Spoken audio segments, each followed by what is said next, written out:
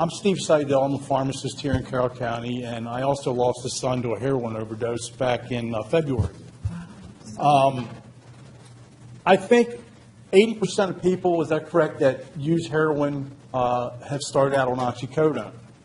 That being said, why don't we nip it in the bud and not worry so much about what's going on in this end and maybe try to stop it at the very beginning with some oxycodone prescribing. I see on a daily basis certain I got to really be careful how I say this. I want to be diplomatic. There's a lot of practitioners, there's a lot of pain management organizations that are just writing prescriptions for narcotics. They're not monitoring whether the patient's pain is being successfully monitored, which I'll say, I think maybe if our society is unrealistic about our pain management. Everybody wants to be pain-free. If you have a 40% reduction in pain, that's a successful therapy.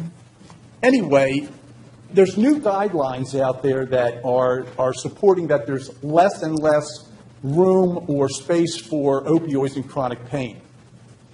Why doesn't the bodies to be like NCQA or HEDIS and some of the other organizations that are monitoring therapeutic outcomes for their patients, diabetics or hypertensives or hypercholesterolemia patients, why don't they watch over some of these doctors that are just writing for narcotics, not doing anything about it, and they really need to be held responsible? I mean, it angers me, and I see all tons of oxycodone and morphine in combination with Xanax, which is the big hitter.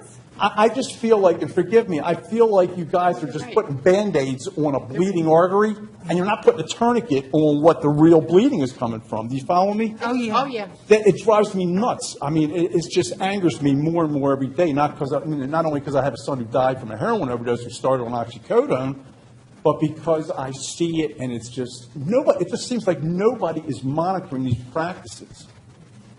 There's a practice in Towson, Maryland, that writes for a lot of prescriptions, and I work for a very large pharmacy benefit management company during the day that represents 95 million people in the United States. This one practice in Towson represents 9% of the U.S. opioid prescriptions that come through our PBM. Wow. Bet you didn't know that, but yep, there it is. Wow. And it's got to stop. It has to stop.